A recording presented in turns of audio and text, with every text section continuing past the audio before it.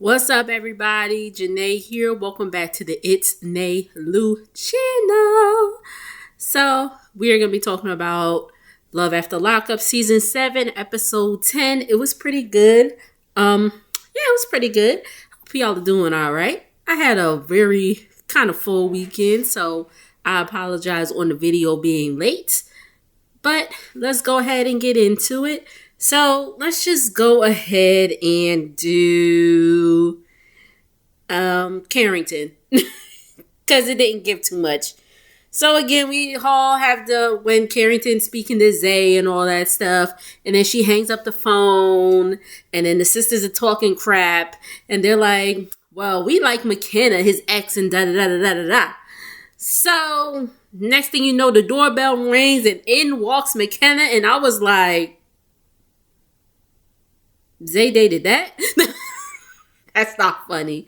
Lord forgive me. But it just it just seemed like, and it's not because I know some people's like, oh, it's because she I got no, not at all. That's not the case at all. It was just she just did not look like his type. Like, I was very confused, and she was like, oh yeah, I'm McKenna, I'm that one, da-da-da-da. But the sisters love her. One of the sisters was like, I don't like any female that's with my brother, but if I had to choose, McKenna would be that one. See, ladies, y'all gotta stop doing this. Ladies that have brothers, and I have a brother, and but trust me, I ain't in his business like that about who he dating and all that stuff.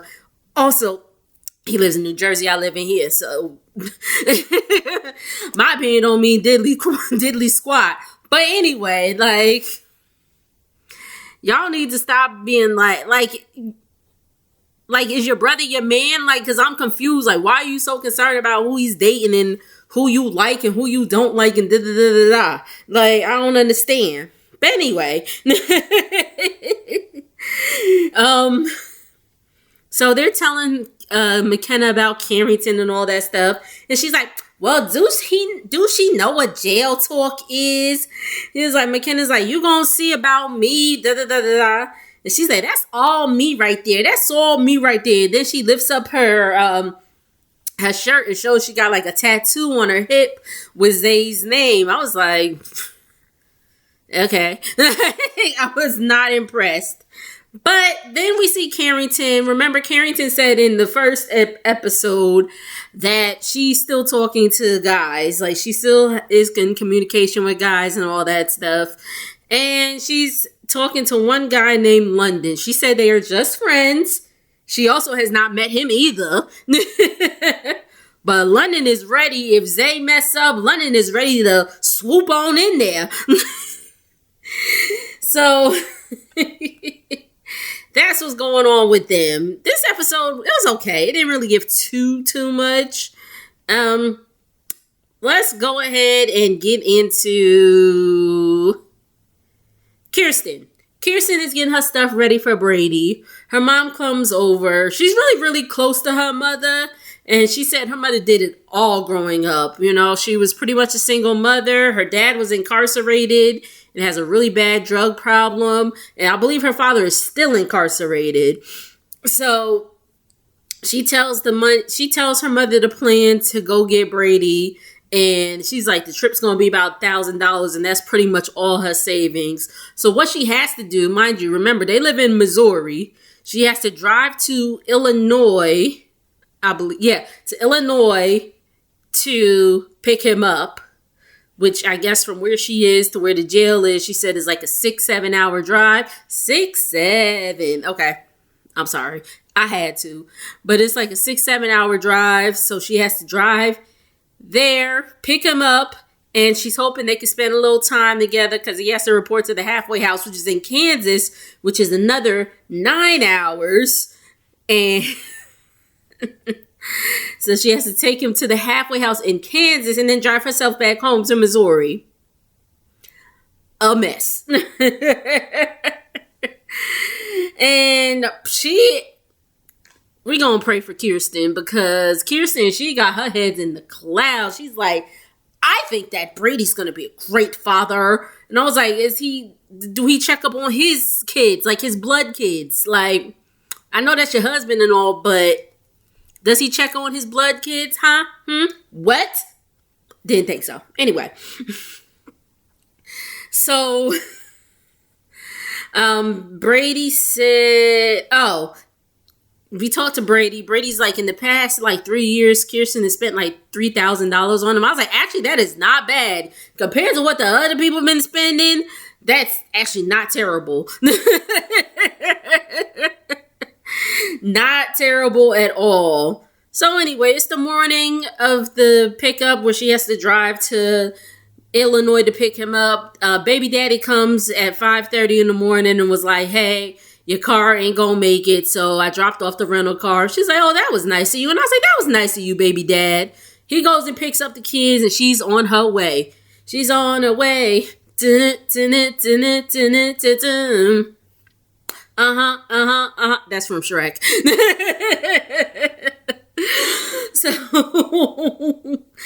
So anywho, she's on her way to the hotel. She's been at this point driving for like 7 hours. And, she's ready to get to the hotel, take it down, because the next morning she's picking up Brady. Brady calls and is like, okay, I got some bad news. He's like, I have to report to the halfway house earlier than expected. I think she's like, because I guess she's going to pick him up at like 8, and he didn't have to report to the halfway house till like 6 p.m. or something like that. So she figured, she picks him up and they had a little time to do a little bump and grind, consummate that marriage and all that stuff. And then she could drive the 9-10 hours to Kansas. Okay. So anyway, so he's like, yeah, they said I have to report to the halfway house by 4 o'clock. And she's like, well, how's that going to work if you're getting picked up at 8 and then to get to Kansas is like 9 hours and blah, blah, blah, blah, blah. And he's like, I don't know. That's just what they told me. And she's like, well, can you just check? And so she's in a mood. She's in a pissy mood. And that's where we left off with her. Let us go to Demond, aka Moo, Bonita, and Goddess. Anyway, so Goddess, so the producers ain't worth a damn. Because why they were like 12 hours till the actual release, 36 hours till the second release. So all we pretty much see is Goddess getting herself ready to pick up Moo on his actual release date, Monday. And, she's trying to pick out something to wear. Her bestie comes over. She's like, bestie. She's like, I'm trying to pick out something to wear for Moo. That Baltimore accent. People say I got a New Jersey accent. Do y'all hear it? Sometimes I hear it. Certain words I say, like water. Like, I already know. But anyway, so she's like, yeah, I gotta get this food for Moo and all that stuff. He wants some lamb chops. I said, lamb chops is expensive. I could go for some lamb chops, but daggone, they are expensive.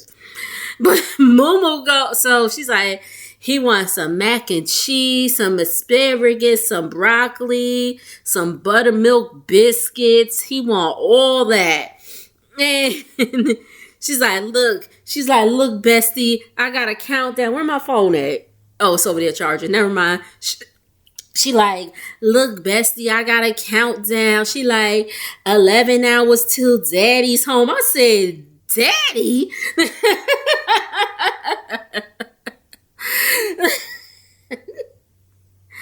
A mess. So we go to Bonita's house, and Damon's mother and his stepfather go to visit her.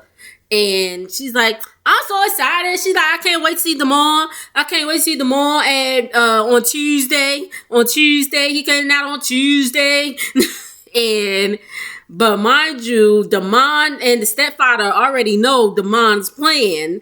And she's like, I feel very bad hiding this secret and all that. But the stepdad's like, I think he's really going to be good this time. He's really going to be good. He's going to be fine.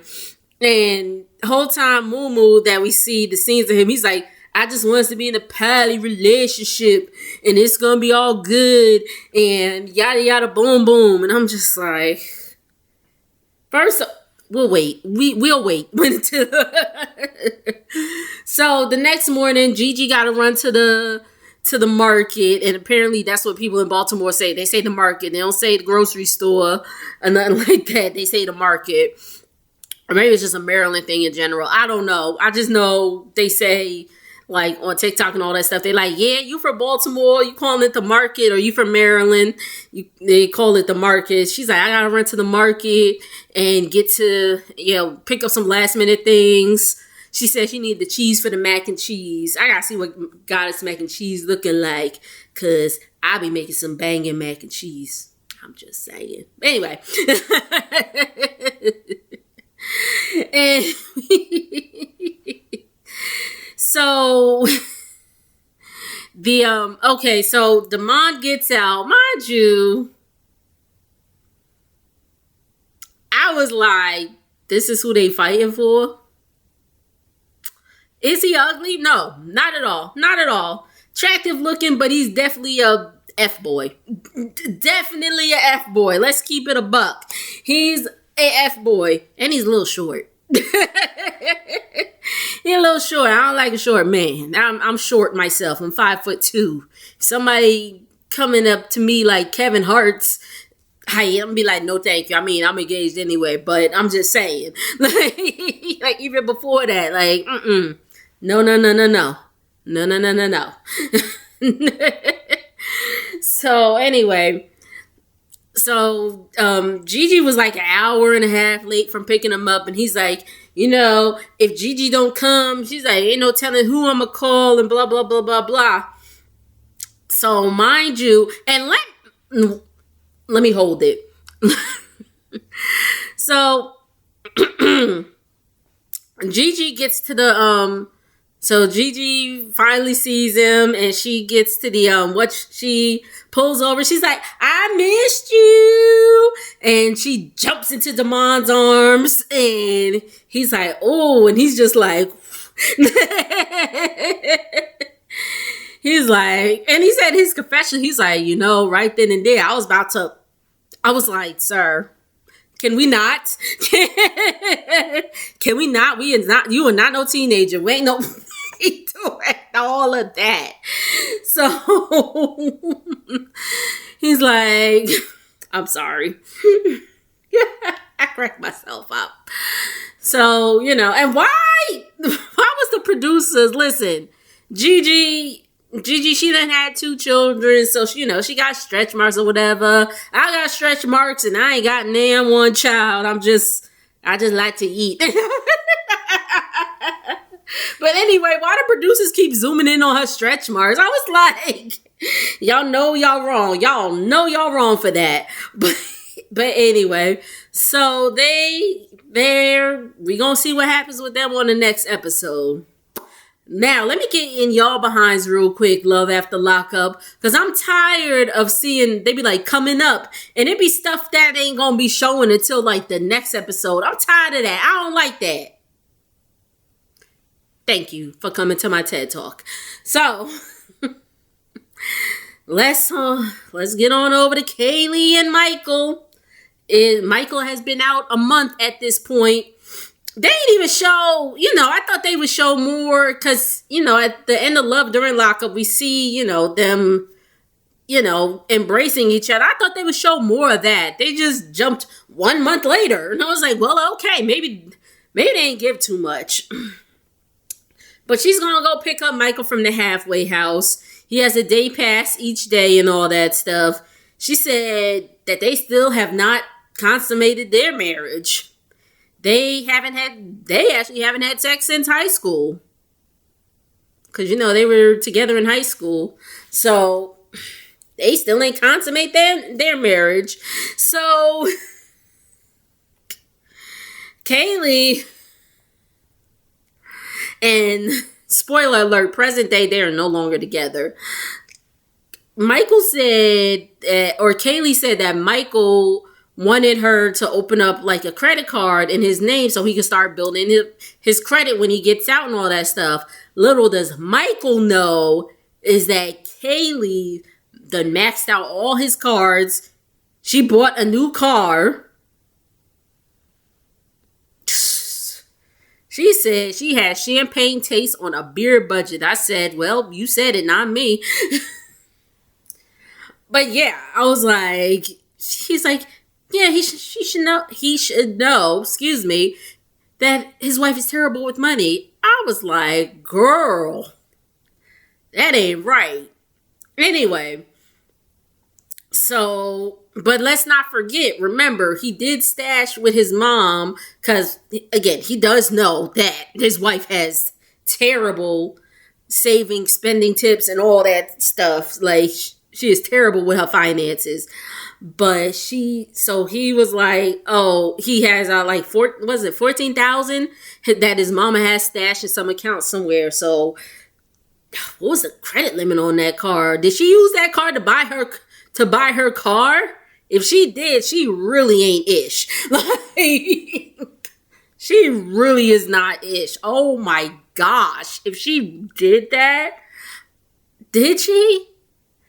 If she did, let me know. I may have missed that, but I think she used one of the credit cards to buy her car. I hope she... down payment? I don't know. But anyway, so she goes to pick him up. She's like, okay, yeah, we can go to our house because the kids ain't home. I don't know if they in school or whatever, but they ain't home. So they gonna get it on. And so she picks him up and they start driving and his ankle monitor starts going off. Oh, also, Michael said he still has like a year in the halfway house. Pardon me. So he calls, he gets that situation cleared up and all that. Lets them know he's on a pass. He hates that he's still being like confined this way. But they get to her house and they get it on.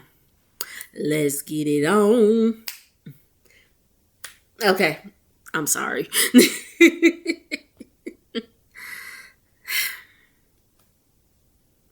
Last and least. Shout out to my homegirl Sass Skills. Y'all go follow her. She says last and certainly least. But Rich and Felicia.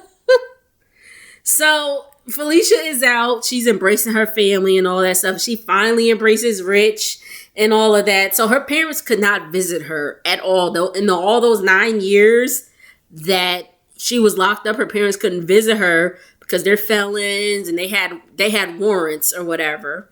She said she is ready to be an adult. She went in at 17 and she is 26. Do you know how much you change from the age of 17 to 26? Like, in real life? Like, jeez. And then, like, being in jail, like, things are so different. You know, things are so different when she went in. So, was she 26? So, that makes her born in, like, 2000... We'll say 99 because this was filmed last year. Did I got my math right? Yeah, 99. And she was in jail by the time... So 9 years ago. Let's just say 9 years ago she was in jail. So that was 2014. Wow.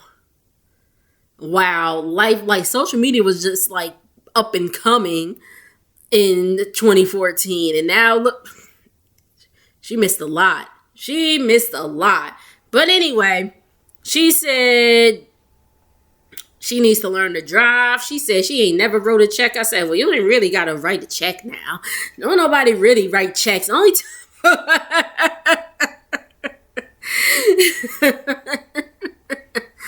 I think the only person that like still writes checks is my grandfather, and he is 89. So I mean, I know how to write a check, worst come to worst, but ain't nobody really writing checks these days. But anyway, did I have to? I think I had to write a check for the down payment for our house. Or no, that was just a cashier's check. Never mind. And the bank do that for you. But anyway. Sorry, we back. We back, y'all. So she said she gonna ride with her family to the restaurant, her mother and father, and then they gonna go to New Orleans after this, and she gonna ride with Rich. And so they heading to the restaurant. They going to some Italian restaurant.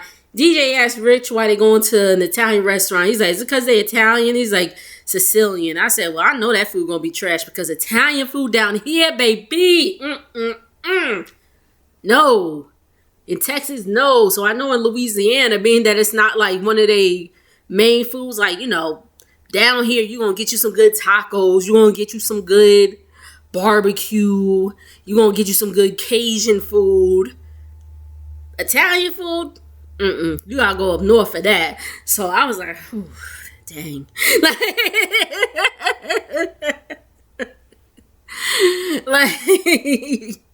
Like when I go to Jersey, I'm like, oh, I gotta get me some Italian food. I give me some real pizza from No No's Kitchen. Like, come on. Anyway, so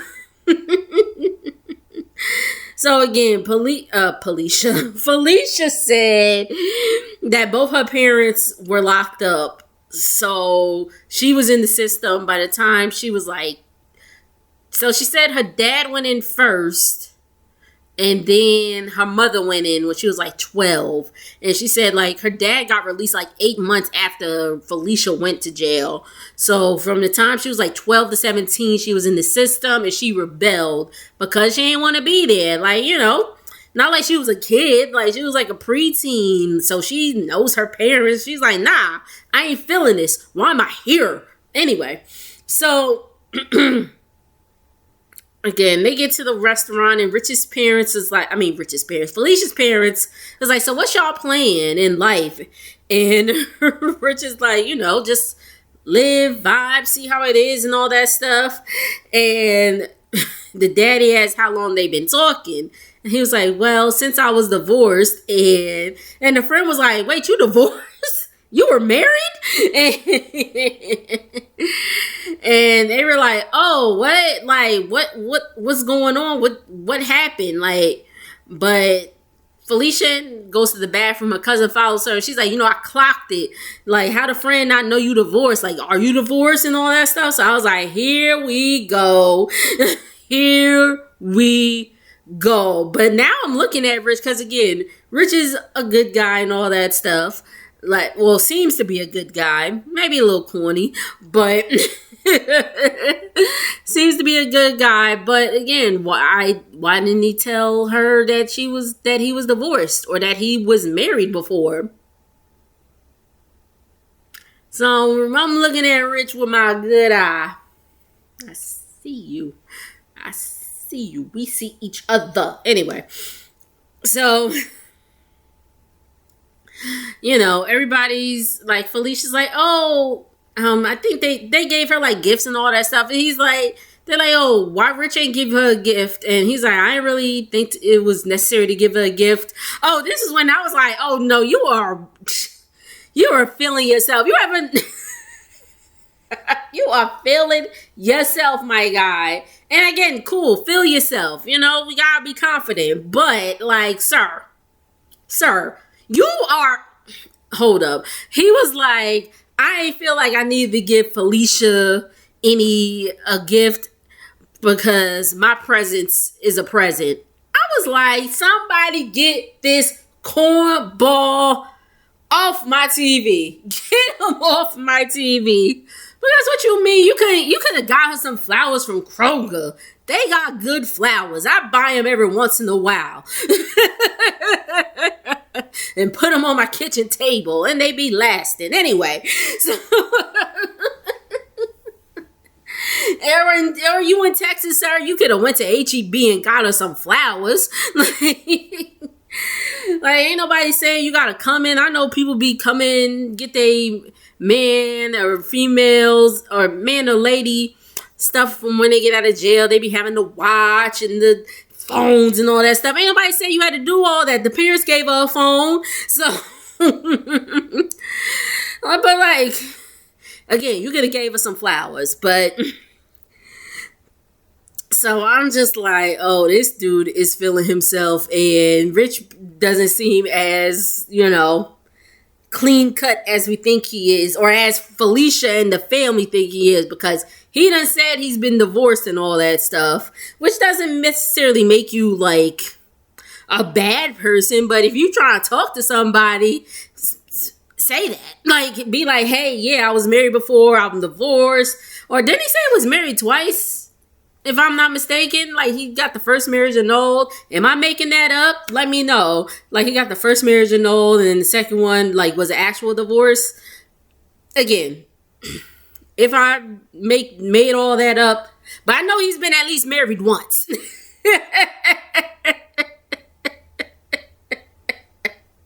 So, Felicia don't really seem too impressed with Mr. Rich at this point. So I still think she gonna just use him up and then be like, deuces. But anyway, y'all, that's it. What did y'all think of this episode? Again, it was okay. It wasn't as good as the first one, but I gave y'all a 26-minute video just because I just be rambling and running my mouth. But anyway, make sure to like, comment, and subscribe. I'm sorry. I'll see y'all on the next video. Later.